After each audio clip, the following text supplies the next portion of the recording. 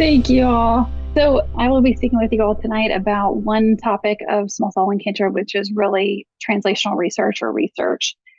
And this is manyfold. And so to do this justice would be, several hours or days to really go into all small cell. So I want to focus on a few areas tonight to really highlight what my laboratory at Indiana University does. And then also have time for questions or anything else. Please absolutely stop me along the way. So first off, I want to speak about something called liquid biopsies. It's called macros. And I spoke about this at the LiveLung Summit in person, giving a little bit of an update, and then we'll switch gears here and talk about a drug, lurbinectedin. So first and foremost, this is liquid biopsies. You may hear this at your clinics where your physician or your oncology team talks about getting blood sent where we can send it for understanding genetics of the small cell lung cancer, whether that's something you may hear companies called Foundation or Guardant or Tempus or Caris. These are all companies that are commercially available that are able to use high throughput testing to test and understand the DNA and RNA of small cell lung cancer. And it's really important, and this is a huge underserved resource that we should all be using. And it's actually in our guidelines now. So that's something to speak with your oncologist about if you haven't already, at any point for helping with understanding the disease and if there's something that can be done for another line of therapy or a diagnostic dilemma or a therapeutic dilemma. These are a great resource and they can reference the guidelines. So these are commercially available assays, but how do we dive into the biology of what is unknown? So these are looking at the DNA, RNA, proteins of the small cell and really trying to figure out what it is that makes them either become sensitive to a therapy and patients have great scans and live a really long time, or is it something that makes their tumor resistant and the chemotherapy or immunotherapy or treatment, or even the BiTE therapies like tarlatamab make them work better or make them work worse. And so we want to learn from patients. And so this was a study that was launched by my team at Indiana in April of last year. And so the premise of it is that all patients, anybody with limited stage, with extensive stage, anybody who's on treatment, who's off treatment, who's on surveillance, who's just getting scans, who's on the first line of therapy, second line of therapy, we can learn from every patient. And so any patient who is diagnosed with small cell, when they come to the cancer center, are approached by our research staff and they're consented. And then if they approve to being involved in our study, they have 3 tubes of blood that are collected when we first meet them, and then every time they get scans. And so that we can correlate what the scans, what the disease is doing on the scans, as well as what we're seeing in the biology of the patient. And so this could be at your diagnosis. This could be when you're getting your 3 different drugs of chemo with carboplatin, etoposide, and immunotherapy. When you're on just immunotherapy maintenance, if you're on second line, if you're on third line, if you're on a trial, we can learn from every patient. And we really want to see how the disease changes over time. We know that with small cell, getting surgery is not as often as we'd like it to be. It's about 5 or so % of the time. And so we really don't have a luxury of having a lot of tissue from small cell to understand and test. And so this is an opportunity that's 3 tubes of blood, about 30 cc's or 30 milliliters, about a shot glass essentially of blood that's given. And it's really in an altruistic fashion. It doesn't inform your care directly, but it helps, for us to understand the disease going forward, to help build new therapies, to understand the biology, and to design smart trials to help the next round of patients, or even that patient maybe in the very near future. And so with this, we started in April of last year. We have 44 patients on study, and that includes patients with limited stage and extensive stage.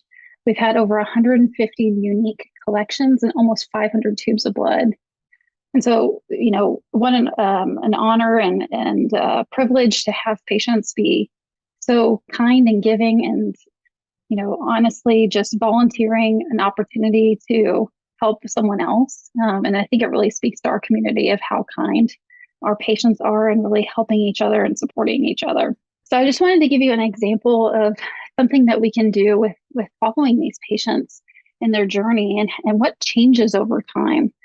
And so this was a patient of mine, a lovely patient who has unfortunately since passed away. And he presented initially in the ER. He had shortness of breath and pain in his chest. He had a cough, and his family brought him to the ER. There, they found that he had a large mass in his chest and involvement in the lining of the pleura, the lining of the lung.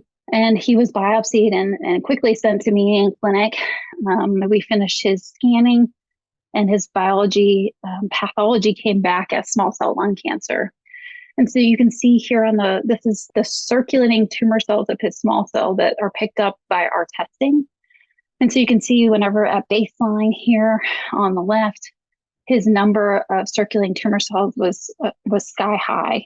A lot of disease. It was very symptomatic. We started him on treatment, and he had a wonderful response. His tumors shrank. He felt much better. And you can see his circulating tumor cells went down several thousands, and he remained that way. And then when we switched him to immunotherapy as our recommended guideline, after 3 cycles, we did scans, and unfortunately, his disease tripled in size so quickly. And you can see that captured here with just this emergence of these circulating tumor cells, these cancer cells that are in the bloodstream that we're able to count, but it really is reflective of the disease changing. And so he was switched to treatment with lurbinectedin. He actually had a great response. And then the disease somehow changed again. And unfortunately, he had a clinical decline and was hospitalized and unfortunately was unable to be eligible for additional trials, and unfortunately did enroll in hospice after many discussions with him and his family. And so the opportunity to learn from someone as gracious as my patient, that we can take this single patient's story and see what changed. How did this disease go from so sensitive to so resistant to so sensitive and so resistant again, even with changing course? And so this is really the crux of our research. And so what can we learn from all of this? And so we'll get into the biology of small cell, which I think, you all are familiar with, and this will be redundant, but, we can take these tubes of blood, and it's different than tissue. When you have a biopsy, it's really limited. You may be able to get a couple tests here and there, but we're able to test thousands and thousands of genes and RNA and DNA and what genes are on and off, what proteins are on, what proteins are off, and what are the signaling pathways. And so we really want to be able to study this cancer and really know, to be informed what it is and to anticipate that, so we have another line of treatment to really help, and not just using things in an unscheduled, structured fashion. So it's an opportunity for us to learn, and by having a patient that we can have over time, instead of one sample here, one sample there, that we can follow the signatures and the genetic changes of this unique patient and see exactly what it was that changed. Because all the other pieces, this is still the same patient with all the same other genetic changes that are there that make up that person, but we can really see what's unique to the small cell. And so this is an opportunity for us to take strength in numbers and strength in time. And so with this, really, hopefully you guys will invite me back another time and I'll be able to update. We did just send all of these samples for our first round of analysis. And so hopefully here in the maybe 6 months or so, we'll have an update on this study for you all to hear. So I'll pause there before I switch gears, if that's okay. If there's any questions or anything, Dusty, Yep. please let me know. You had a question in the chat. They said, how do I sign up? I'm game. So that is one of the visions we'd love to have, is to create this as a registry that we could potentially have patients all over the country sign up. I'm still working, I know that Dr. Nargis Flores, who's at Dana-Farber, she has a young patient registry of young females. I'd love to somehow create that opportunity for patients with small cells. So hopefully, if you want to just send blood, I won't stop you. We're hoping to move in that direction. That's, we don't want to just be one center or one site. We would love to create this for all. So absolutely. Hopefully stay tuned. And I had a question, when it looked different, as they did the biopsies and through treatment, yeah. How does the size of the tumor, because, we know small cell usually responds well, so now they're still getting treatment. Is there any correlation with the size of the tumor and the tumor shrinkage with this? Yeah, absolutely. So one of the things with small cell is that because it can pick up legs and walk and spread, we are usually able to detect the amount of DNA and the cells in the bloodstream. And so it's a unique cancer because what we see on the scans usually fits these circulating tumor cells, which are the same cancer cells of the small cell, but in the bloodstream. And so those two typically correlate. If there's more cancer, there's more cells. And that's why we always worry about it potentially getting legs and spreading to the brain or the bones or the liver. And so that's why catching it earlier is so important. And if it can't be caught earlier, being as aggressive as possible and really closely monitoring so that because there's cancer we can and can't see with small cell. Thank you. Anybody else have a question, put it in the chat or raise your hand because I can't see everybody. Oh, I did a consent that had my testing done through Tempus. My oncologist said I really don't show anything with the result. How will you continue to follow this? Will I have to continue to submit blood to Tempus? So Tempus is one of those commercially available. It's a little bit tricky with these liquid biopsies that are commercial use. Most of those are out there because it is what we call a companion diagnostic for a particular treatment. Like, for example, in non-small cell lung cancer, we do biomarker testing with liquid biopsies to check for EGFR. And if a patient has an EGFR mutation in their cancer, then we recommend a certain EGFR targeted therapy. And so when other cancer types that like small cell maybe aren't being used for targeted therapies, they may say there's no actionable mutations.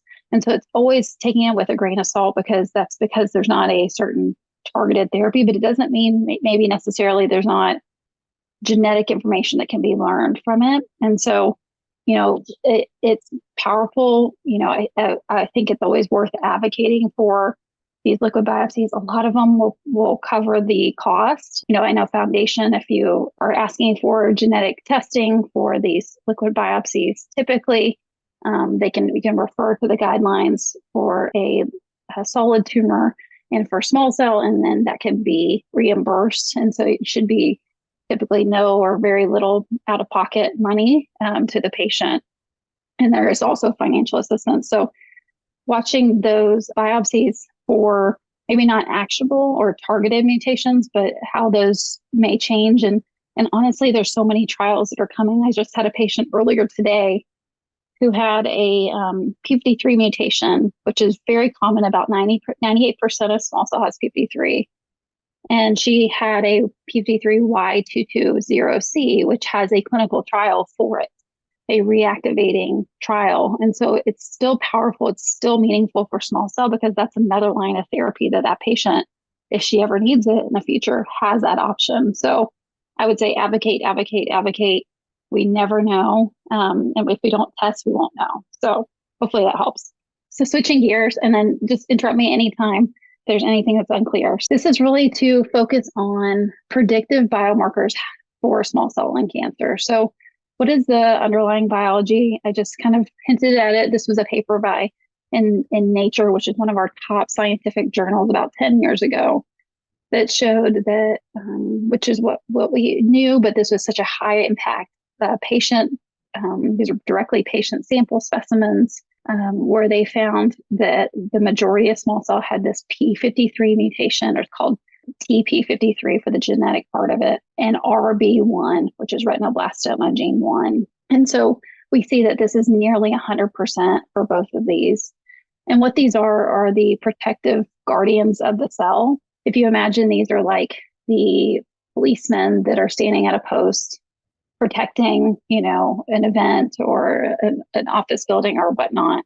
And so when small cell arises, those are the two first causes that are lost, that are damaged. And so that allows for all the other genetic changes to occur. That may look like something like MYC or other, notch pathway or other alterations. And these are really the protectors of the cell. And by those policemen not being there, it allows for other damage, other genetic changes, as you can see over here on the far right, these different genes to pop up. And these are more like the foot on the gas that causes the cancer to grow and grow. And so we know that these genetic mutations are there, and we know that some form of these other mutations are in small cell lung cancer. To further refine the biology of small cell, we know that it's really not one size fits all. It's more of a transcriptional disease, meaning you have these proteins, these transcription factors, and you see them, they're called subtypes. And the most common subtypes are here, this ASCL1, NeuroD1, and PAL2F3. There's others that have been implicated, and there's others that are actually withdrawn. This one, YAP1, was withdrawn. It was found actually to be in another type of cancer, not small cell. And so what these are super enhancers. They go and they bind the DNA and they turn on thousands of genes so that it's like having a radio and you turn on the volume up loud. And so they are able to turn on tons of genes that help promote, the cancer to grow or change or even spread. And so how do we target these certain transcriptional subtypes? How do there's not a drug that goes in and binds them and blocks the signaling. How do we turn, this radio off per se? As mentioned earlier, small cell lung cancer, we were just chatting before the meeting started, for many years the treatment has remained the same until, just recently, which is phenomenal. And I do think that the victory is truly here for small cell. Back before the 80s, small cell was treated with a multi-drug regimen called CAV, which was cyclophosphamide, adriamycin, and vincristine. And it was a very tough multi-drug regimen. And then it went up head to head with cisplatin and etoposide, and they were actually equivalent, but cisplatin and etoposide was less toxic. And so guidelines and FDA and everybody said from here on out, this is the recommendation. This is the standard of care in 1985. Then there were studies looking at cisplatin versus carboplatin, in a lot of ways so equivalent. And so for the most part, carboplatin is actually preferred over cisplatin. In the late 90s, we saw topotecan was approved for relapse disease. And then it was really a paucity of progress and a lot of, unfortunately, negative trials for small cell that we desperately need, breakthroughs for, that were, unfortunately, so many of them failed and fell short. And so with that, it wasn't until it was actually 2018 and 2019 that the drugs atezolizumab and durvalumab were reported. And then a year later that they were approved respectively by the FDA. So that is where we set the standard of chemoimmunotherapy for small cell lung cancer. Then we see, I made this slide to hopefully update the more exciting news. This is really what I have called the scientific revolution for small cell. We're seeing that, in 2020, we saw lurbinectedin get accelerated approvals by the FDA. We saw trilaciclib, which is a supportive care medication that is very helpful for keeping patients on treatment longer. That was approved in 2020. And then we just saw here in May, tarlatamab or Imdelltra getting approved, accelerated approval. And then we just saw also durvalumab for limited stage with breakthrough designation. It's under FDA priority review. So hopefully later this year it should be approved. We just saw earlier this month that sub-Q Tecentriq or atezolizumab was approved. So that can be really meaningful for a lot of patients not having to sit in an infusion chair every 3 or 4 weeks for their treatment. So that's something to talk to your doctor about if that's right for you. And so this is our guidelines. This is really our rule book for medical oncologists treating small cell. It's called the NCCN, or National Comprehensive Cancer Network.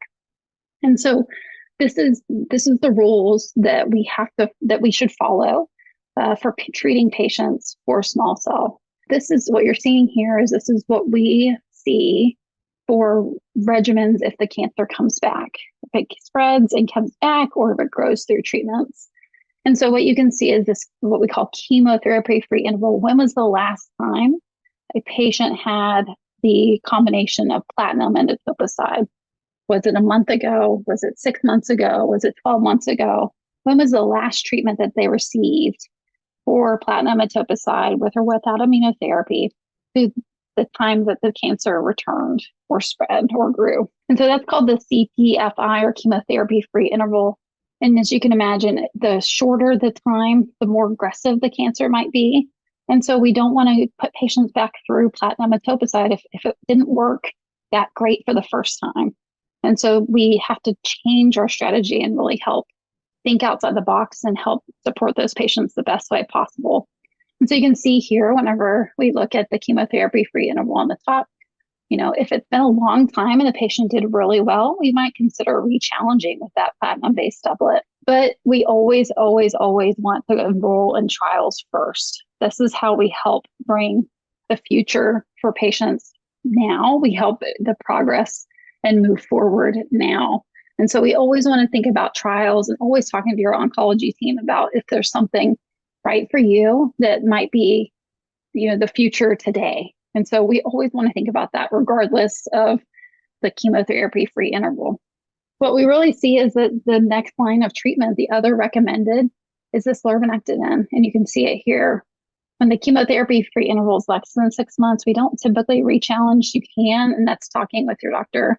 You can see here this footnote if that's right for you. But typically, we want to change course. We have a question in the chat. Can you explain sub-Q? Yeah, so sub-Q means, so there's different routes to give drugs. Obviously, oral is PO, intravenous is IV, and then sub-Q is right under the skin, subcutaneous. So yes, absolutely. So you all probably are seeing here, right here, this tarlatamab, DLLE. This is Imdelltra that you guys are all hearing about in the news.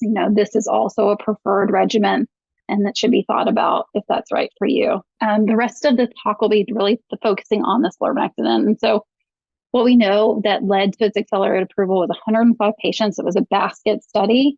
And what they saw, whenever they gave the drug every 3 weeks intravenously, that it improved survival. And it had an overall response rate of about 1/3 of patients responded. When we look at that, what we call that chemotherapy-free interval, the patients who had a longer interval between last platinum and the cancer coming back, we see that improved to 45%. And whenever we see that the platinum-free interval is less than 6 months, it drops to 22%. Actually, this study, it was looking at 3 months, which is the European guidelines. And so we really see that difference. But it doesn't mean it's still 1 in 5 patients deriving very meaningful benefit. And so what you can see up in this graph, this swimmer's plot here on the right, that there's patients who were on for 15, 13, 11 cycles. What we know about the average duration for lurbinectedin was it was about 3 or 4 cycles. So who are these patients, and how can we identify those needles in the haystack? Who are those patients? Why do they do well? What is it that we can potentially identify? How do we leverage that? And can we maybe burn cancers to have that? Is that something that we can switch on in these small cells to make them more sensitive? Just a small, quick plug here. So this was a press release that was, I believe, last week that came out called Importe. And so you'll probably be seeing this move into the guidelines here shortly. But this was a study. It was a large phase 3, 1,000+ patient study looking at the combination of when patients do chemoimmunotherapy for 4 cycles and they get randomized to just immunotherapy. What happens if we add lurbinectedin up earlier instead of, at relapse for the disease coming back?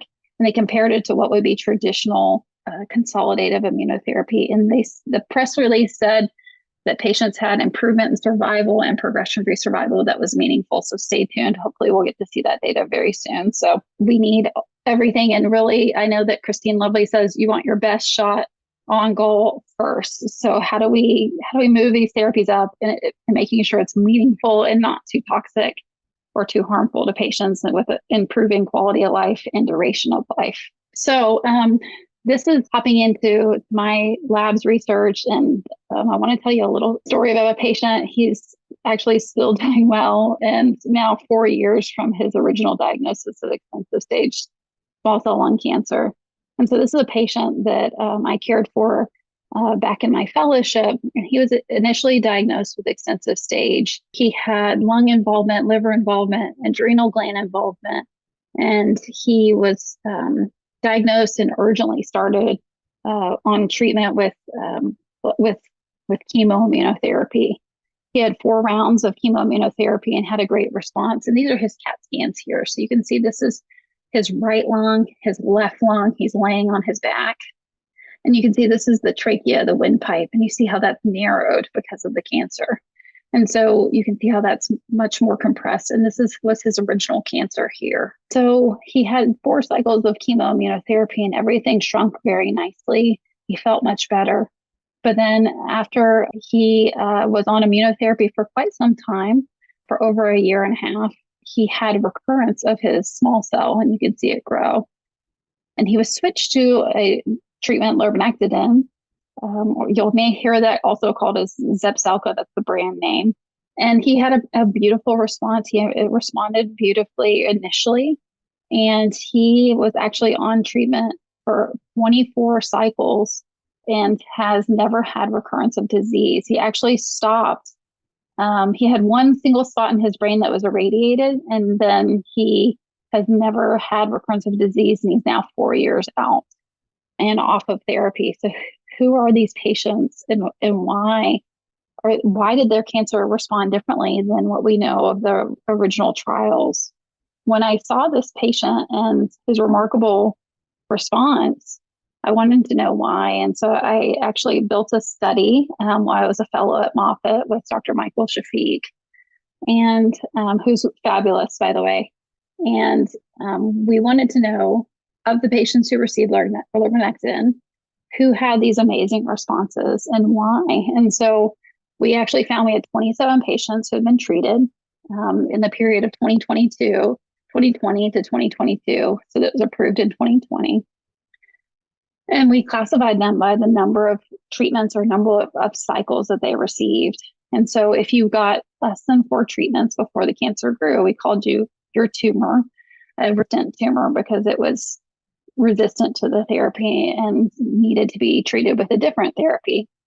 If you were on the treatment for 5 to 8 cycles, we called that intermediate. And if you were on for more than 8 cycles, which is double the national average, we called those tumors sensitive tumors. And we did immunohistochemistry, which is looking at proteins. And then we did proteomics, which is looking at proteins in a very large scale fashion. What you can see here is the different cohorts.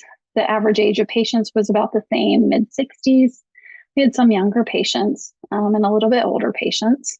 We had the majority was pretty even of males and females, mostly Caucasian population, and mostly extensive stage at diagnosis before relapse. Most patients had prior tobacco exposure, and the majority of patients were what we call platinum resistant, you can see here.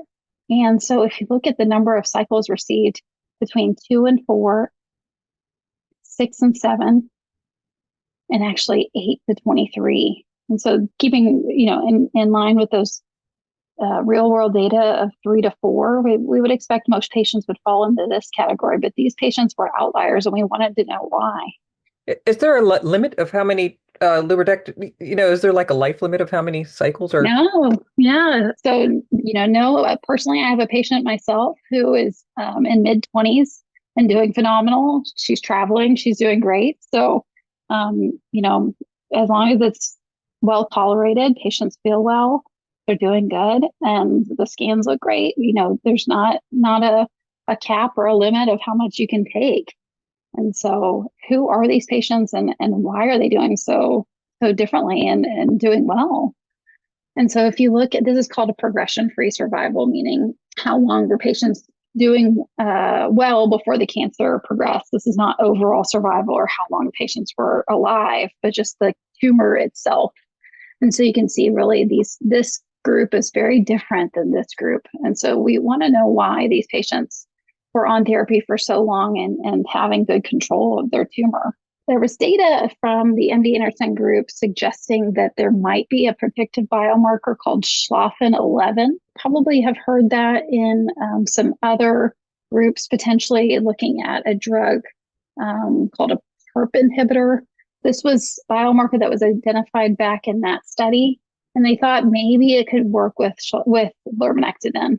We tested it in our samples, and what you see is really not a big difference. The distribution, the protein amount, similar for the Schlafen. So we said, this is probably not right.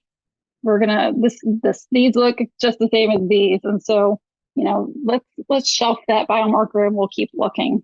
Oh, and we had another question Sure, about, do you still see any progression on the lurbinectedin and then still keep them on it? So if they're seeing progression, would you still keep them on? Yeah, so it really depends. It's definitely patient by patient case.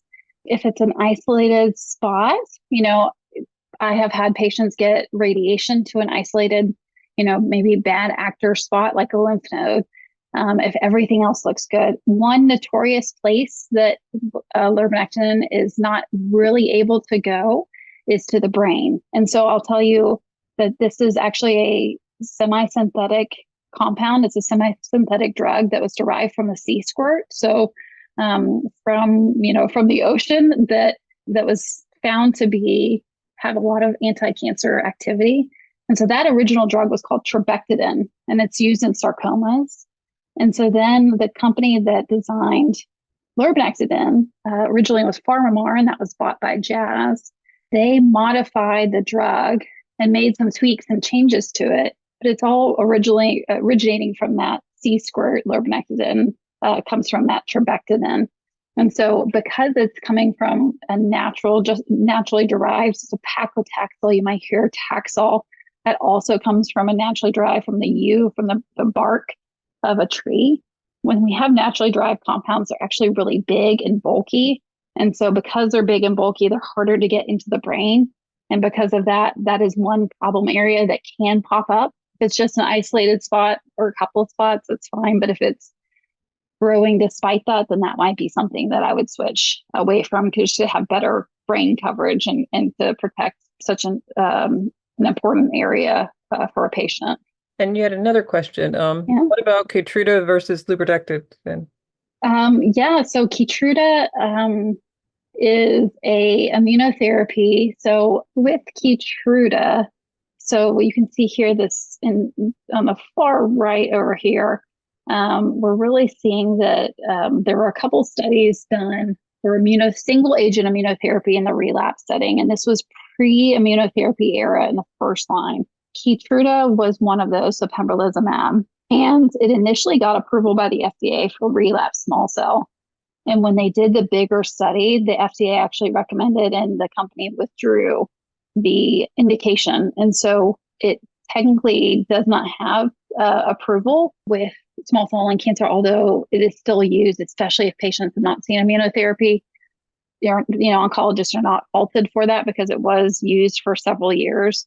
But in terms of kind of head to head, if a patient has already seen immunotherapy, I wouldn't go back to immunotherapy with small cell unless they had a great response the first time. So I hope that answers your question. Not really. I'm wondering why I was put on Keytruda as soon as I got done with my second round of chemo. It seems like this lurbinectedin is the better option. I'm not sure. I have seen oncologists do that. I can't speak for your oncologist per se of what their thought process was. But definitely a good question to ask and say, hey, do you mind explaining to me why, this, not that? Because I think it's always worth the question. And then maybe you can bring something to light to them if they didn't know potentially this drug, or maybe they thought that wouldn't be a good option for, X, Y, or Z reason. But definitely worth a conversation to clarify with them. And, there's every oncologist has a slightly different playbook, if you will, as to how they sequence treatment. So. Mm-hmm. Thank you. And sorry, Vicki, because all the commercials say non-small cell. That's why I was like, I thought it was for non-small cell, but that's Yeah. Learn new things every time we're on here. Yeah. So we went back to, let me see if I can go back here. So we tested that Schlafen 11 biomarker, and it just didn't pan out. So we went back to the drawing board and said, let's search and see what speaks to us in the cancer cells. What is it if we test the patient samples? What rises to the top? And so we did what's called proteomics, tissue-based proteomics, which is a way to, it's called TMT labeled proteomics, and it's a way to attach these barcodes, these little tags to every single protein. And so it's a really neat technology that's comprehensive to be able to basically scan every protein and say, okay, this one's really high, this one's really low, this one's really high, this one's really low. And so to inventory all the proteins that are in each tumor. And so we went to each of these columns are an individual patient. And so, the red is the higher amount and the blue is the lower amount. And then the white's kind of in between. And so when we look at the patients and we do all of this testing for thousands, I think it was 8,000 proteins, and then they do all this crazy statistical analysis. When they look at what is unique to these patients who did really well with lurbinectedin, what floated to the top was this protein called ISL1. The next hit that we saw was something called SOX5. And it turns out that these two are very related, that they are both what we call transcription factors, just like we see of the other subtypes. And actually, they're very important for lung development and neuroendocrine differentiation, just like small cell. And so we said, that could be something. And so we took it back to the testing of the tissue. We wanted to make sure it was real. And so you can see over here, this is immunohistochemistry. These darker spots here are those proteins. Those are high. And so you can see this patient who had really a great response had this very high levels, this dark kind of brown spots here. These are each little cancer cells in there. And so you can see the protein is really high in these cancer cells. And you can see over here, the protein is not high at all. There's no dark staining. And so you can see that the protein over on the ISL1 is very high in the patient who was sensitive and not in the patient who had lurbinectedin resistance. And so when we tested all the samples, we saw that that was real. And so then we said, okay, now what? So we took it back to the lab. And we tested a bunch of small cell lung cancer cell lines. These are samples that were established back in the 1960s, 1970s, 1980s. And these are all cell lines that are derived from patients who had small cell. The majority of these are actually from my former PhD mentor, Dr. John Minna, who's at UT Southwestern in Dallas, and his best bud, Dr. Adi Gazdar, who's a pathologist. And with that, we found that this was real. You can see these are proteins. This is the ISL1. This is when we do what we call Western blot. And the darker the band on the right side, this is the protein of ISL1. And you can see that that's there in some of these samples. And so these are some of the cell lines we found were very high. And then the number of them were very low. This is just to make sure everything is loaded similarly. And you can see that the ones who have a lot are down here and the ones who have very little are up here. So then we tested them and said, well, does that higher level make them more sensitive to lurbinectedin in the cells? And so we did testing with many levels of the drug solutions. And we see that really these cells, these same cells that are high are the ones that are very sensitive. And the ones that are very low are very resistant. And you can see that plotted here. You can see that we're able to really correlate the levels with the response. So we asked, what happens when you treat with lurbinectedin? What does anything change? So we actually had a few patients who had pre-treatment biopsies and post-treatment biopsies who were generous enough to sign up for a program at Moffitt called the Rapid Tissue Donation, which is patients who are very kind and have given their body to science so that we can study the cancer and to understand what may have been changed in their small cell that maybe led to being life limiting. And so these are, very generous patients who them and their families have donated. And this is one example of a resource of how we can study patients' samples and to know what happens. And so a few of these patients you can see are listed here on this left side. And their pre-treatment levels of ISL1 were very, very high. These are very sensitive patients to lurbinectedin. And when they passed away, when they did the autopsies, you can see that those levels really went down. And we wondered, well, that's strange. Why did the levels go down? And we confirmed it. You can see that the levels were high, and then the dark brown went away. And the patients who did not have high levels of this ISL1, we see that there wasn't a big change. And so for some reason, it wasn't important in those cells with the same amount of treatment. And so we took that back to the lab and we studied it, and we see that those darker levels go down with the treatment and it actually goes away. Whereas in this one that didn't have it, nothing ever changed. And so with that, we have some more ongoing studies that we will be hopefully submitting for publication soon, but to understand exactly why does this predict. And so to kind of cut to the chase on that, we know that lurbinectedin is a drug that's called a minor groove binder. It binds the DNA on the minor groove. And so the two strands of DNA have bigger grooves and littler grooves. And so the majority of chemotherapeutics bind to the bigger groove, the major groove.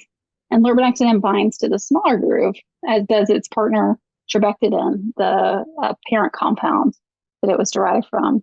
And what we find of this ISL1 is that it is a transcription factor that binds to SOX5, the protein that we see here.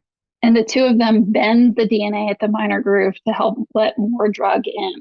And so this is basically a therapeutic vulnerability for lurbinectedin to help it's like opening the door to let more in. It is an opportunity that I think we can leverage to help maybe understand who all is going to respond. How can we help maybe keep this door open for everybody, right? How can we leverage that and let more drug in? And so there's a lot of stuff that's ongoing and a lot of questions remain. But for the sake of time, I will definitely wrap up here. And so lots of questions. How frequent is this? We don't know. We have a study right now that we have over 200 patient samples that we're testing to see how in the world is ISL1. What is it? Where is it a Where's Waldo situation? Is it one? Is it many? How often is this occurring? And so that we can really understand this new subtype. And who does the ISL1 protein use? What's the network? And if we take this to a bigger audience of patients, does it still predict response? If we take this to a big trial, does this still work? And could it maybe predict other cancer types like sarcoma? Could we use this in other cancers? There was actually a publication, I think yesterday, that came out about looking at lurbinectedin in a cancer type called nut carcinoma, which historically is a very hard cancer type, very aggressive cancer type in young men that is very resistant to therapy. So potentially could it help those patients too? And then how do we sequence therapies? Who gets tarlatamab? Who gets immunotherapy? Who gets lurbinectedin? How do we sequence? And then how do we move the needle for helping to perform this biomarker testing for patients and make that a standard of care for patients and their families and care partners? One way to answer this, and this is what we're moving forward to, is to actually test patients, to enroll them in a clinical trial and test them. This is called RISE, which is randomization by ISL1 status in extensive stage small cell. So patients are going to get this treatment. We test their tumors. We put them into two bins. They're both getting the same treatment. And we'll follow them and see how they're doing. And we'll see how well they respond and how long their response is, and see if can we really pick this needle out of a haystack and help to identify the patients who are going to have meaningful benefit and get this into a biomarker for testing. So last minute or so, I just want to do a small plug for our group. I know that many of you know about this group and are actually a part of it and very amazing advocates for it. And so please join us, say hello, send your friends, your family, your care partners. tell your doctor about it, and join us on our small cell smashers. We do have an upcoming speaker series with Treparnis, Dr. Treparnis' son, who's phenomenal, in a week or so. So that's it. This is us. Thank you for your attention and listening. And let me know if there's any questions, anything else I can help with. Should everybody with small cell be on immunotherapy? Ideally, yes. There are many reasons that patients may not be. One example is if a patient has a pre-existing autoimmune disease. And so, I have patients that have multiple sclerosis or rheumatoid arthritis, and we just don't know their immune system is already overactive. And that's what immunotherapy does. It's kind of like a vaccine in a way. It's building a memory, building those cells to go see and fight the immune cells to see and fight the cancer. And so if your immune system's already overactive, it may not be safe or right for you. And so we don't want to rev up your immune system to go see something that actually is not the cancer. And so ideally, I think that all patients should see immunotherapy. We're now seeing it really helps patients who have limited stage small cell, 22-month improvement in survival and probably growing. And so it would be remiss to not have the opportunity to at least see it once, but it may not be right for you. Some of them are commenting, that they've been in remission for 5.5 years and on nothing. Jumped. My doctor said because I have no cancer, but seems I should be on something. So people are concerned they're not on anything, even though there's no active cancer. Yeah, it's tough. For that patient, they're 5.5 years out and not on any treatment? There's two different people. Yep. So one person's 5.5 years out and they're not on anything. Donna, if you want to come off mute, you could say a little bit more about your situation. Please. I'm 19 months out, and my doctor never put me on immunotherapy because after the treatment and everything, there was no signs in the CAT scans and stuff like that. And it doesn't make no sense that I'm not on something to protect it, my immunity for it not to come back.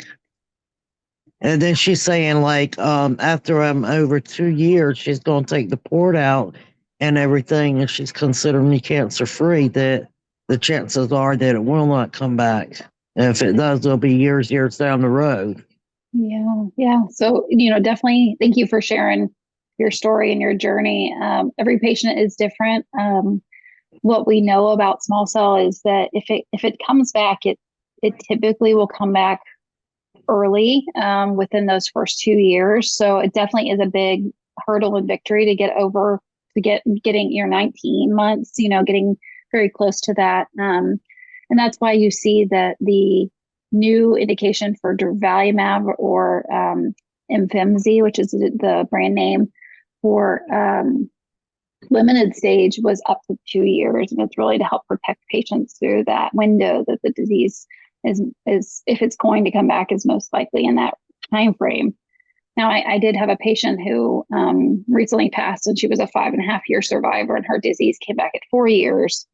And so it's not zero, but, and everybody's different. But as we get farther and farther out from our disease diagnosis, which is fantastic, and a huge victory, it does get less, but unfortunately, we just don't know if it's ever zero.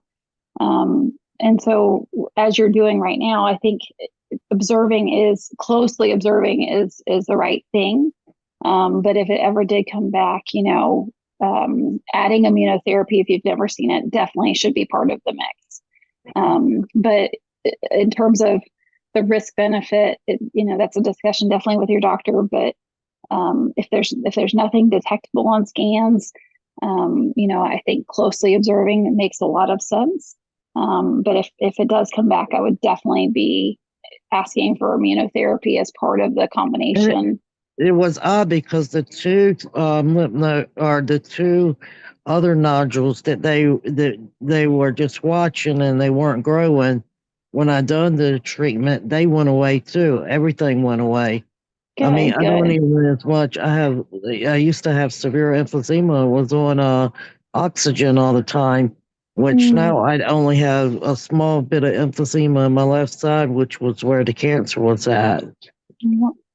But and then my Dr. Kitely, he was my radiation doctor, and he told me that sometimes small cell can come from, your previous treatment, because it was like right in the same area where my breast cancer was at, and because I have radiation there, he said my small cell could have been caused by the radiation. Yes, I've seen a few patients who have had post-radiation small cell come out, and that can happen, for sure can happen. And so, hopefully the patients that I've seen in those scenarios have done well. And so hopefully that you will also be in that, that awesome category. But I do think that if it ever did come back, talking about adding immunotherapy, either chemoimmunotherapy or even any of these newer agents, there's a lot of opportunities to help find the right treatment for you. So I appreciate it. Thank you so much. And this one's a bigger question. You might have to look, this might take a longer talk, but it's a very good question. So it's one of those transformation questions. I had non-small cell lung cancer that changed to small cell lung cancer. How does this happen? Yeah, so this is called histologic transformation, meaning it switches from one histology to another histology. So from non-small cell to small cell. The treatments that are being used for non-small cell lung cancer, typically it is an EGFR, but we have seen it in ALK, we have seen it in RET. That something about the selective pressure of these targeted therapies is just enough for these cancer cells to, it's like a traffic jam on the highway, right? And you go, well, there's a wreck up there, I'm not going to stay on the highway. I'm going to take this exit and go this other way. And that's what I think the cancer cells do, is that this is just an exit path for the non-small cell it's the path of least resistance for it to change and put a different destination in the GPS. And so when patients are on these targeted therapies and we see really the disease changes and it seems out of cadence or out of the typical biology or scan, if something goes from a very small area to many areas, or it really seems like the patient's having a lot of symptoms, that's where, as the oncologist, we should biopsy. It has to be a tissue biopsy. It can't be a liquid biopsy. This is one of the few areas that is a weakness. It has to be a tissue biopsy to say, this is now no longer non-small cell, but small cell. And we should readjust and treat accordingly. And so in our guidelines, we really have very little consensus about how to treat transformed small cell, other than the addition of platinum, carboplatin, and etoposide. With that, outside of that, in our small cell panel that I'm a part of at NCCN, I think we argued for a few hours and could not find consensus about what to do next. And so this is a big area of unmet need. I will say that I do have a clinical trial, so I should recuse myself, that is coming for an option for treatment. Okay. But with this, a combination of lurbinectedin and osimertinib. And so that is coming. That is not yet FDA approved or activated, but I think that there's definitely a big area of need. And then also these tarlatamab or the DLL3 bites. I think those may be a great option for this transformed small cell. And the problem was that those studies were too limiting, how they were written by the pharmaceutical companies, and they were too limiting to exclude patients who had transformed small cell, which was, ideally should be changed going forward. Am I allowed to speak? Yeah, sure. Go ahead. Okay, I'm Suzanne Hutchings. Thank you, Misty, for your presentation. It's amazing. A little over my head, I'm not going to lie, but very interesting. I'm the one who's EGFR exon mutation deletion 19 switched now to small cell and did have the liver tissue biopsy. And my treatment now is the carboplatin etoposide and then the durvalumab. That's what they okay. chose to do for me. Okay. So only had one Okay, round good. so far. Okay, very good. Does that sound reasonable? Yes, so I think definitely is a reasonable approach. We, as mentioned, we could not reach consensus outside of the platinum etoposide.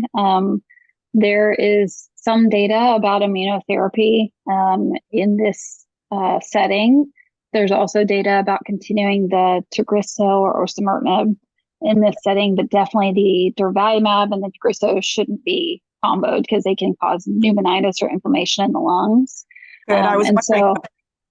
Yes, so that's the big no-no that we do recommend in our guidelines is that those two don't get mixed together, but there's not consensus as to which path do you go. There was a recent study looking at durvalumab and a PARP inhibitor at the NIH with Dr. Anish Thomas. And because it's a rare disease, they just needed to get 12 patients. I don't know if they were able to get to their goal. And so we should hear those results soon. And so they did treat with durvalumab and a PARP inhibitor, olaparib, in that setting. So I don't know that data. We haven't seen that yet. But he did look at that in those patients, similar to yourself. Okay, well, fingers crossed that this works for me. And if not, I'm interested, obviously in what you first started to talk about, giving the liquid biopsies and being part of that, let us know because I would certainly participate. Absolutely. Probably others as well. Where are you located, Suzanne? I'm in Ontario, Canada. So sometimes my access to some of your drugs isn't what it is if I were to be in the USA. Okay. That's what I have found and seen. So this drug that you're talking, I probably won't say it right, lurbinectid, the good one, is this the one that something I should be right. towards? That's right. So I think, obviously, I can't give any direct medical advice, but no, of course, I understand. You're on the right path. So okay, good. In attending this and having at least just to know the name, I took screenshots anyway. Oh, perfect. That's good. Yeah, perfect. Thank you, Dr. Misty. Montessa, may I throw in just a little something for Dr. Shields? Sure. Oh, I think thankful for you, Dr. Shields, and your esteemed colleagues who've taken the time to speak with us so often. But I take notes every time, and then when I see my thoracic oncologist, I always have all these questions. And I think he's starting to, I know he's so excited that I'm still alive, over 6 years since my diagnosis. I think he's shocked I'm still alive, as am I.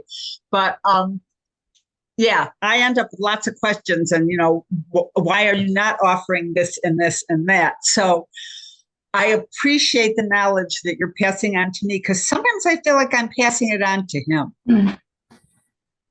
Well, thank you, Maida. You're a huge advocate. Every single patient and their caregiver with small cell is a huge advocate. And, the more vocal we can be, the more awareness, the more change, the more information, the more education, the more kindness, the more empathy, and the more progress that we can make. So I think keep bending his or her ear, and I think, this is absolutely key. You've got to, this is how progress is made. And, we've got to be the squeaky wheel. And that's phenomenal, So thank you, Maida.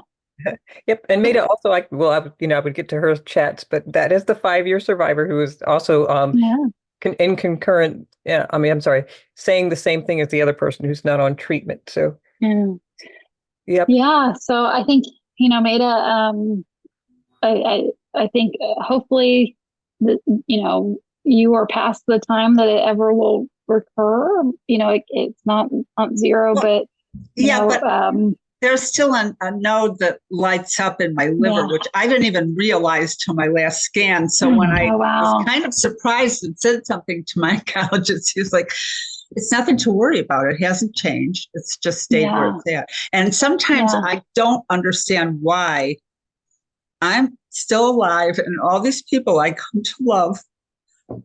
I'm sorry. I don't want to bring everybody down, because on the other hand, I keep meeting new people to fall in love with. Suzanne and I are getting to know each other pretty well now. I mean, thank goodness for these groups. Yeah. But thank you again, Dr. Shields. Can I Thank ask? you. Oh, okay. Thank you. Oh, I think somebody was coming off mute. Okay, go ahead. My name is Rosemary. Can you answer one more question? Oh, please. Yes, go ahead. I'm calling in regards to my son, Joe. He's a little different. His doctors are kind of perplexed right now. He started out with testicular cancer. They removed the testicle, and it had metastasized to both lungs, and it was teratoma. Dr. Einhorn and Dr. Kessler in your facility performed surgery. They removed half of his right lung and I think 2 or 3 pie slices off the left lung. And he had chemo. Then a year later to the date, he developed a severe cough, and it was small cell lung cancer right on the spot where they didn't remove some of the teratomas because they were too small. He received severe, great things of radiation and chemo, which he really had a hard time.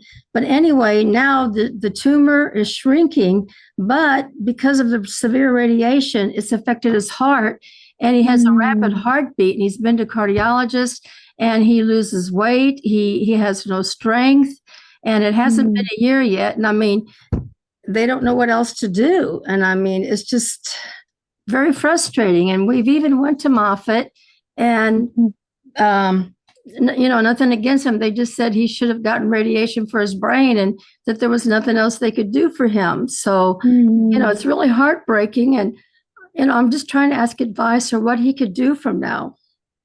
Oh, goodness.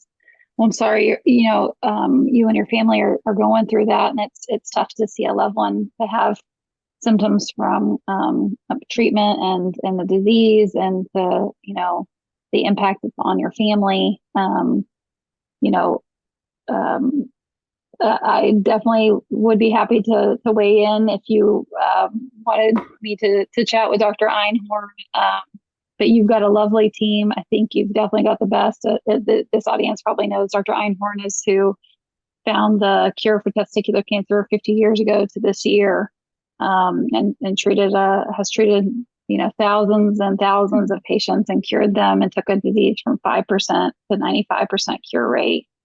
So I know you're definitely in good hands, and goodness, getting a second opinion at Moffitt, but definitely frustrating to have your family going through that, and to have all those symptoms of that you're having to deal with long term of the consequences of this radiation and that fast heartbeat, and goodness, that's gotta be tough. Hopefully they can find a medication to help with those symptoms and get him feeling better. But they haven't had any luck. They said he's unusual, and that's it. They just said it's damage and he'll outgrow it. But I mean, in the meantime, he's wasting away.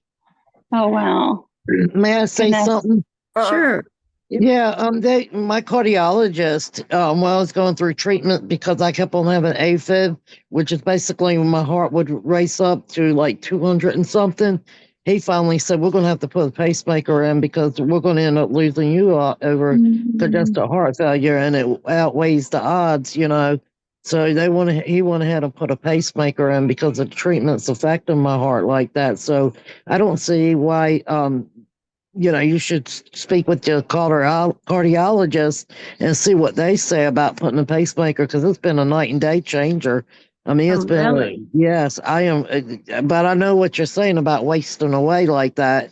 And that's how it was. I mean, you can't breathe. You can't, you just don't feel good. You're tired all the time. And I mean, it was a big game changer when they put that pacemaker in me.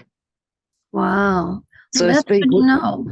Yeah, talk to the cardiologist about it. And it's not a big invasive surgery either. I mean, it's like a grain of rice they put on one heart, and then they have 3 leads, and they monitor it. If there's any problems, they can see it, and they can call me up on my phone and let me know. It's been excellent. It took them a couple of adjustments to get me, set it right. But now that it's set right, I mean, I'm good to go. Well, thank you so much. That helps. There's light at the end of the tunnel. Yes, ma'am. Mhm. Wow. We might have to send you the questions, but let me see if I can read some real quick. Dr. Sure. Shields, you have a few more minutes. Okay. Sure. So some of them are just commenting that they had so side effects of immunotherapy. They were on immunotherapy, but they had to end it because of pneumonitis. Mhm. So I guess that could be one of the side effects. Yeah. So, definitely, it, our treatments that we give are not benign, and one concern with immunotherapy is that it can cause inflammation in any vital organ, and that can include the lungs. How I usually talk to my patients about immunotherapy is that we're training the immune system to see and fight the cancer, but it's kind of like training up an army to go fight. But instead of fighting the enemy, it's friendly fire. It's fighting self. And so with that, it could be mild. It could be inflammation in the thyroid, and it suggests that you need to take a thyroid medication. And yes, it's completely annoying, but hopefully we can get your thyroid back under control.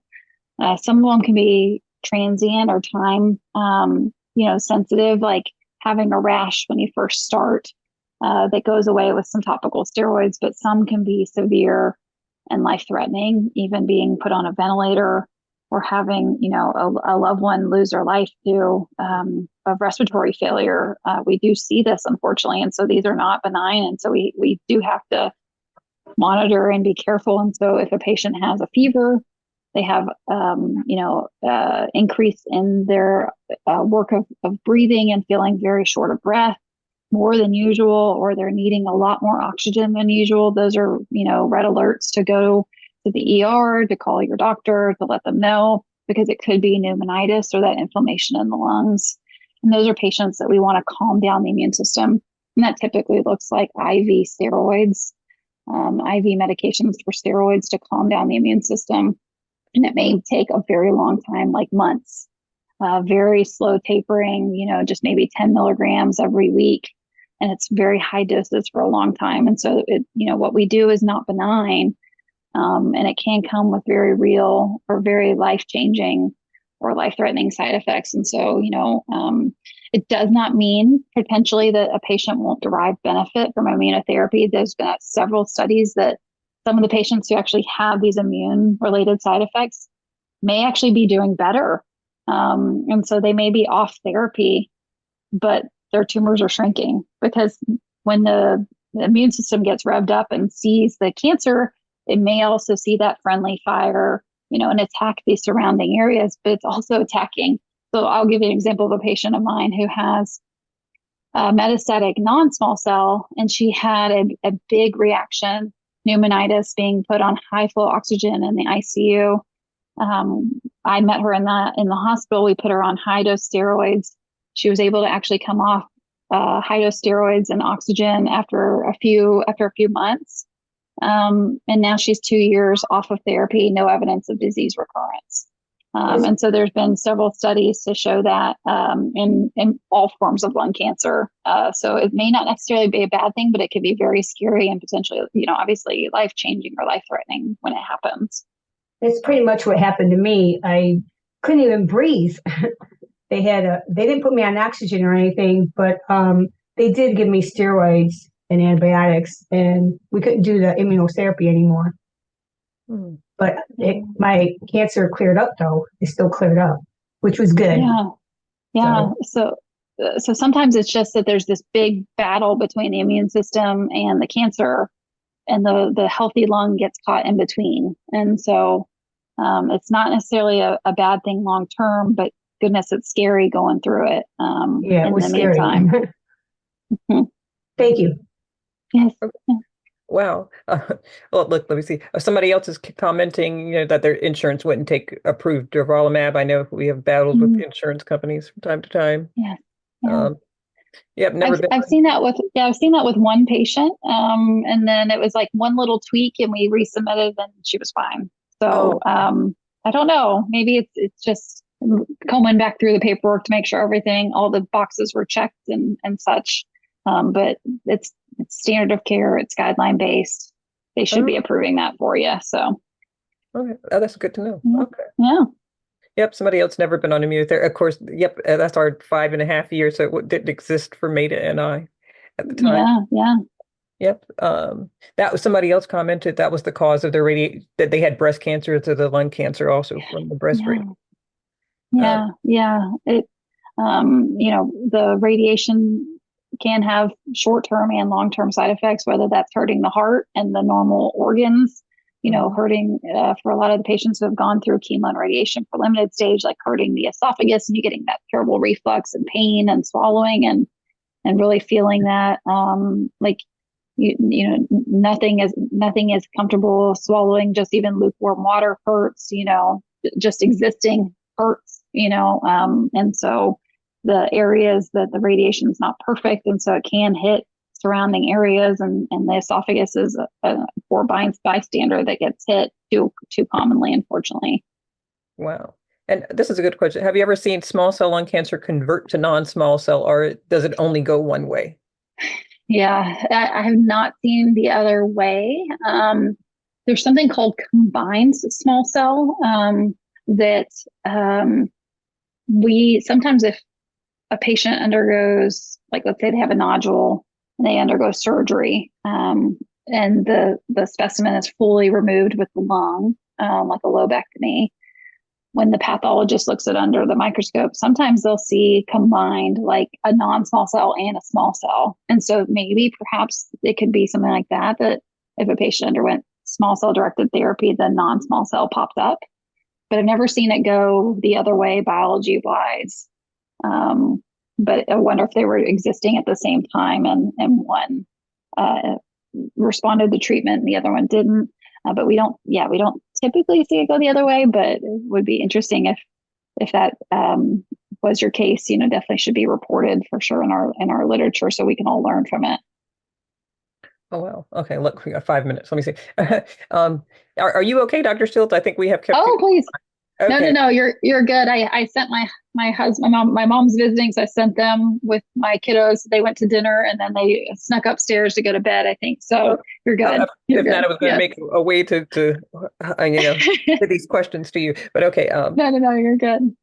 If it does come back and we do chemo and radiation, then immunotherapy, or what is the lifetime amount for chemo? Yeah. So if it was limited stage and it came back, is that what it sounds like? If it was limited stage, you did chemo and radiation that came back. I think Donna is really asking this, so that's the one that was on earlier. Okay. About. Mm-hmm. Yeah. So, chemotherapy such as carboplatin and etoposide typically can be difficult long term to be on. I've seen patients as far as 10 rounds of treatment. I would not advise that. But if it's been a long time since your original treatment, going through an additional 4 rounds is very reasonable. If you had 4 rounds before, every so often patients will go to 6. Usually the rate limiting step that is there is the blood counts. And so patients may be anemic or have low red cells or low white cells. Sometimes they'll have side effects like the kidney injury or, ringing in the ears. If it's the platinum drugs can cause ringing in the ears or hearing loss, especially if it's cisplatin. And so the side effects are usually what limits our ability to keep going. That's why I like that medication, trilaciclib, Ocella. It's FDA approved for the use with carboplatin or platinum and etoposide and or immunotherapy for the first line. And what it does is it's a pre-medication, and it's given the same time you get your nausea medicines and before you get your chemo. And what it does is it's a CDK4/6 inhibitor. It's an infusion, and it goes and blocks some of the proteins that tell the cells to divide. And so small cell actually doesn't have those proteins, so it doesn't matter. So the small cell keeps growing, but the immune cells, the red cells, the white cells, the platelets, all get frozen in the bone marrow, the baby cells. And so that helps that those cells don't get damaged by chemotherapy and helps to protect them so you don't get as anemic, you don't get the low white count. you don't get all of the side effects on the bone marrow cells, the good cells that we want around. So that's why I'm a huge proponent of it. It's given every day before each day of chemotherapy. So day 1, 2, and 3. And it is FDA approved. It's also FDA approved with topotecan in the relapse setting too. So something to think about and talk to your doctor about too, if you ever needed it. Oh, yeah. Thank you. Look, 2 more minutes. I think I can read. How do clinical trials and immunotherapies work together, or do they not work together at all? How do clinical trials and immunotherapy? Well, they're used in the plural form, but I think, clinical trials and immunotherapies. Yeah, so a very exciting time for several clinical trials. Trying to think of any immunotherapy-based studies that are out right now for small cell. A lot of them are first line, and a lot of them right now are Me Too drugs, which I think is not a great situation for a lot of these pharmaceutical companies. We know those work. Let's go find other new options. Let's not just copy and paste. And so there are some immunotherapy-based studies that are in the first line setting. I'm trying to think of anything. There is a Big Ten study, which is Temodar, a chemotherapy pill, and atezolizumab, which is the LUN 2462 study that is looking at that combination and looking at the safety. So that's an exciting clinical trial with immunotherapy. And we do have that study and we're enrolled to that study.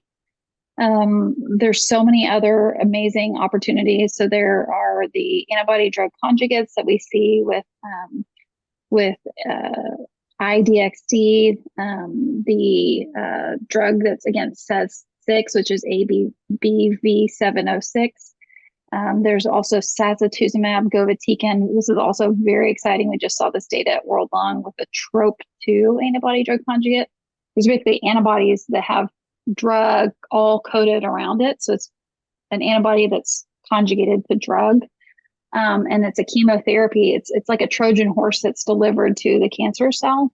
And so the cancer cell lets this in, and then the antibody drug conjugate lets off all the chemo into the cancer cell and kills the cancer cell. So it's actually a really cool design. And then there's at least 3, hopefully some more coming in clinical trials. That's a really cool category. It's looking really promising. And really good response rates, like half of patients, 60% of patients responding and doing really well.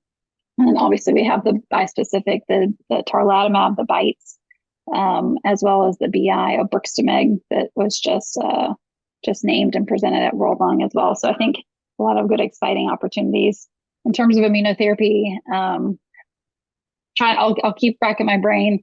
I know there's been some other studies, but there's a lot of classes. So I would totally limit yourself to immunotherapy if you don't need to. Should we be looking for clinical trials? We're supposed to see our oncologist next week for the first time.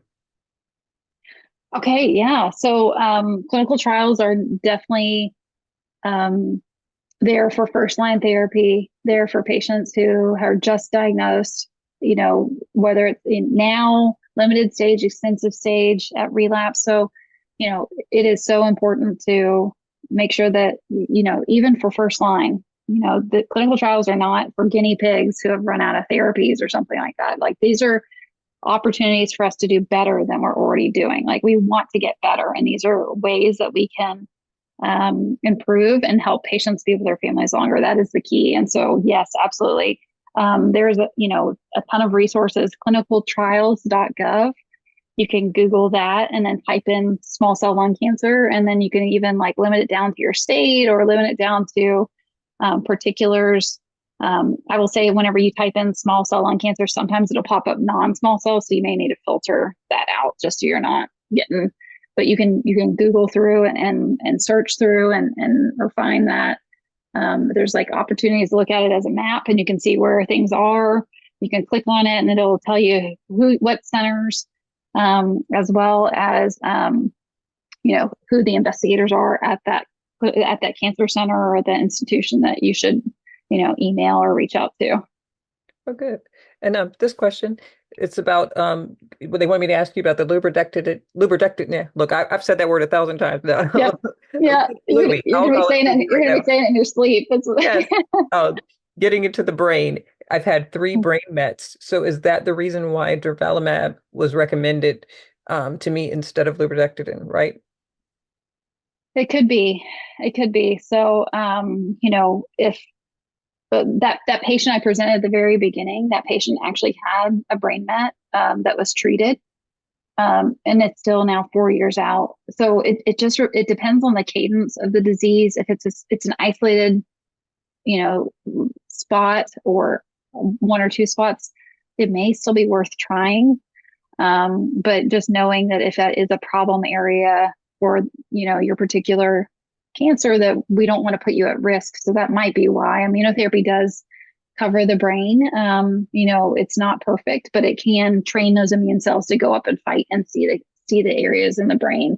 It's not 100%, but it can, about 50-60% of the time, can cover areas in the brain. So very good. Oh, look, you've got some people thanking you and giving you praise. Thank you so much. And then what's the normal time frame? This one's a good question.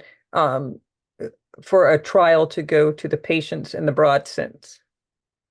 Yeah. So this is like typically most of the treatments we see usually have, 2 to 5 years on study. There's been a big push to look at surrogates for how well patients are going to do. So instead of maybe doing survival, looking at progression-free survival, it's a way for us to get a shorter outcome and get this reported so they can get to patients sooner than doing a 5-year study or a 10-year study and having an opportunity that is missed because we're not helping patients for this whole decade, And so most of these studies are looking at really this 2 to 3 year time frame. And so, a lot of the studies that we're seeing that were being reported, like for example, durvalumab in a limited stage that was seen at ASCO is now already implemented into our guidelines and up for FDA review. And so we would like to, get that to patients as soon as possible. Now that was a big study that took 5 years to report. And so that's something starting in 2018, 2019, and now getting implemented. So about 3 to 5 years, I would say, very long-winded answer there. So, no, good. How many times can you continue to do chemo and radiation? Yeah. So chemotherapy, as we talked about, can be, limited by side effects like the blood counts. Radiation is really, it depends on the location. So if it's the same location, there is a finite dose that can be given in a certain period. Usually they say 2 years. And so with that, we don't want to give too much radiation to the same area before the lung can heal. And so they're, definitely worth talking to your radiation oncologist. That's probably the more pressing information to have. If it is to a certain particular area, it's usually twice is the kind of limit. But particulars for your case, would be worth chatting about. Radiation is really a local therapy. So is there a better option that's a chemotherapy or a targeted therapy that would help too? Radiation is really, it's like a surgeon, right? It's directed to a certain area and doesn't help the other areas outside of it. And so is that right? Is that the best option? It's definitely worth talking with your radiation oncologist about, because they have certain doses that they can max out to. Good. And somebody wants to they're going to talk to their doctor about the lurbinectedin, but they said, is there any publications that lay people can access? So, definitely there are some publications. I know Dr. Dietrich, he's a wonderful oncologist. I know him personally. So you're in very good hands, Lynn. There are a few publications. I'm sure I can send something to Montessa or Dusty and we can distribute those. Also, I just want to interject a comment about that because as patients, you can join IASLC for free.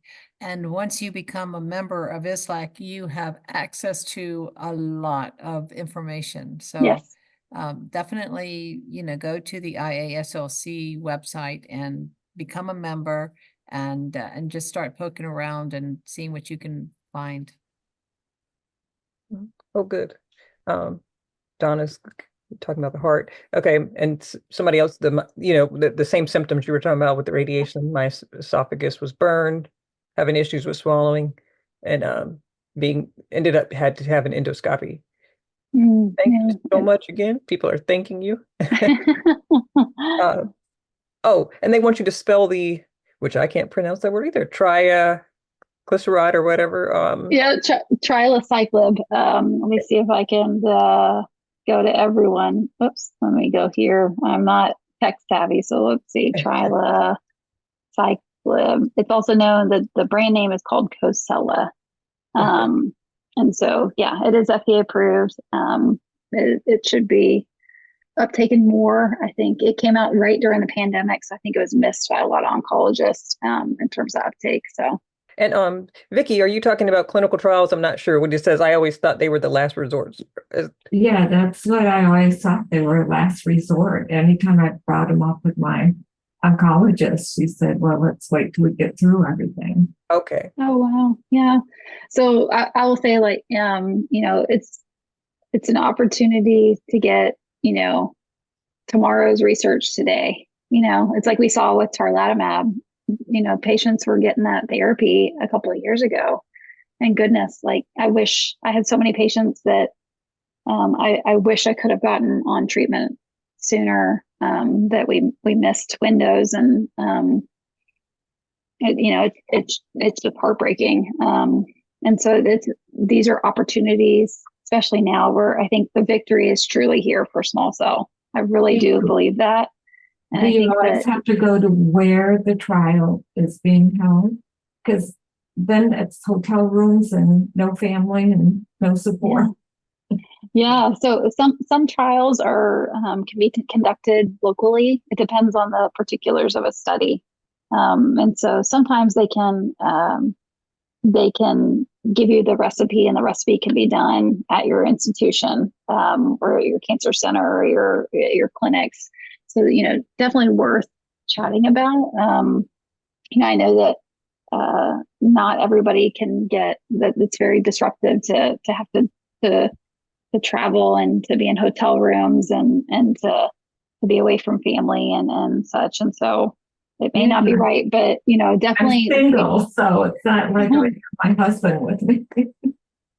Yes, it's a lot. It's a lot to ask, and there is support. Usually, these trials will most of the time will offer travel reimbursements and help you with the hotels and things too, and they'll pay for your time and if you have to drive or whatnot. So,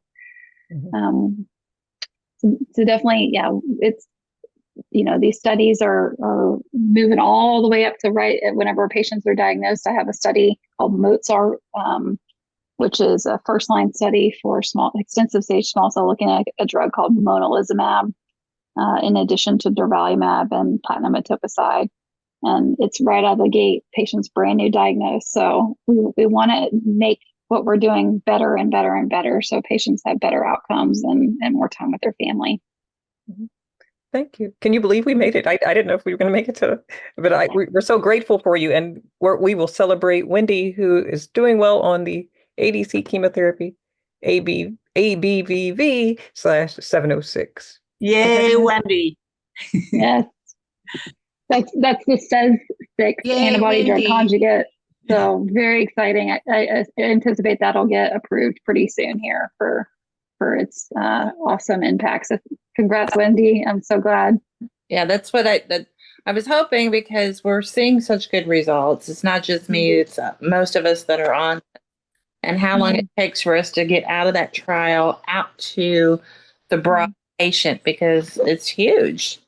Yes. Yeah. And how, the FDA, the head of the FDA, Rick Pedzer, he's a lovely gentleman. And he lost his wife to cancer. And because of that, that's why you've really seen the last 4 or 5 years, the FDA has been a whole different ball game than it was previously. And that's where we're getting these accelerated approvals. And, because he personally, he lost his wife, and he wants to get the access out to the patients as safely as possible and hurry. The time is so important. I think he really understands that. So wonderful. Thank you. Yeah, you could probably sign up to be. I was the FDA patient rep. Sometimes I'm not affected yeah, any of the things that come out, but that's an opportunity too. yeah. Yeah. Thank you so much. Oh my gosh, this is a wealth of information. Yeah. Well, thank you. And then, let us know if there's anything that you need. I'm always happy to, if anyone wants to send me a message, I'm happy to help in any way. You have a wonderful night. I got to get my beauty sleep. So, Oh, yeah. Good night. Okay.